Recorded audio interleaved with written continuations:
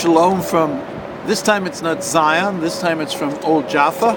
I'm sitting here on a rock overlooking the Mediterranean, and we're in the city of Jaffa, and Tel Aviv is behind me.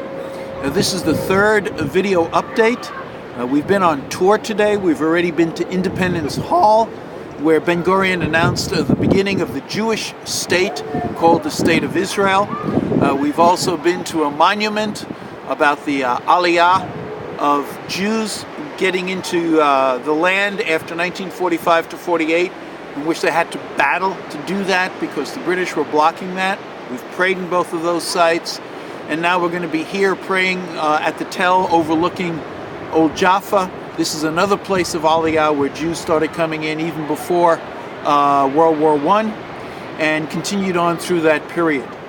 I wanted to just update you on last night. Last night our brother Lance Lambert preached a message. His burden was taken out of Zechariah 12, starting with verse 1, to Zechariah 13, verse 1. And his message was basically the fact that in that chapter, it says over and over, in that day. And he says, what day is it? And he pointed out to us that in that day meant today, because today is a day when all the nations are coming against Jerusalem, when all the surrounding nations are coming against Jerusalem, that when there are Jews in Jerusalem and Judea.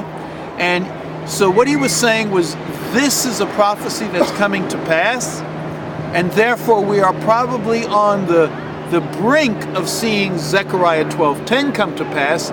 In that day I will open up the Spirit, I'll pour out a spirit of grace and supplication.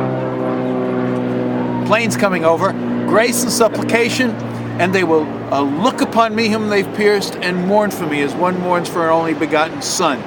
And then it goes on to talk about how we mourn apart, all the Jewish mourning rites, and then it gets right into Zechariah 13. In that day there will be a fountain for cleansing opened up in Jerusalem. That fountain obviously is the cross. What Lance is sensing, what we're all sensing, is that according to this chapter, we are very close to seeing God break out in major revival in this land. And so we would ask that you would pray along with us that God would pour out that spirit of grace and supplication upon this nation as the nations surround us.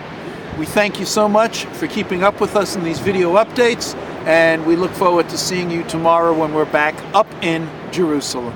Lehitraot, bye-bye.